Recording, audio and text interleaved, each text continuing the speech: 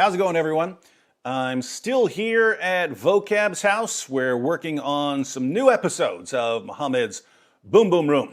I would normally wait till I got home to record my classic videos, but there are so many stories breaking right now that I didn't want to get too far behind, so let's check this one out.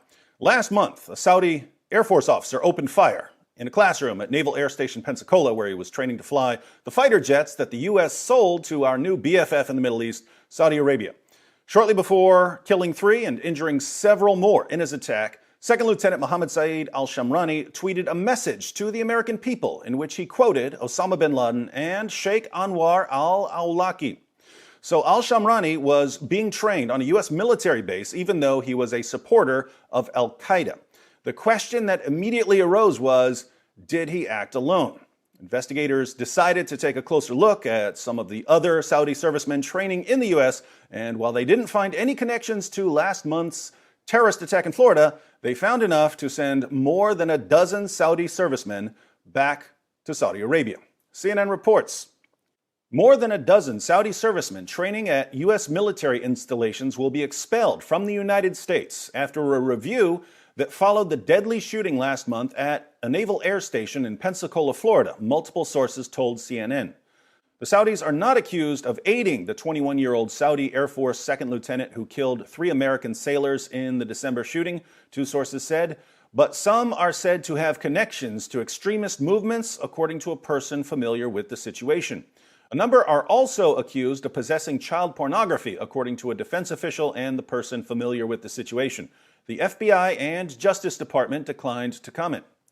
In the wake of the Pensacola tragedy, the Department of Defense restricted to classroom training programs foreign military students from Saudi Arabia while we conducted a review and enhancement of our foreign student vetting procedures, said Lieutenant Colonel Robert Carver, a spokesman for the Department of Defense.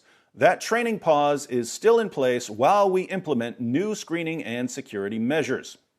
So, investigators checked the computers of Saudi servicemen training in the U.S. and found more than a dozen who were connected to extremist movements and/or were avid collectors of child pornography.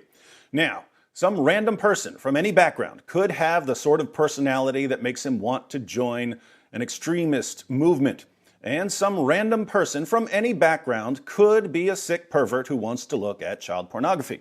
But can you think of anything within the ideology that's shared by the servicemen from our wonderful ally Saudi Arabia that might increase their chances of supporting terrorist organizations or that might increase their chances of thinking about sex with children? In other words, is it just a coincidence that these Saudi servicemen were drawn to violence and perversion? Or is it connected to their ideology? Let me know what you think in the comments section. All right, now I have to go shave because Jeffrey Epstein did not have a beard.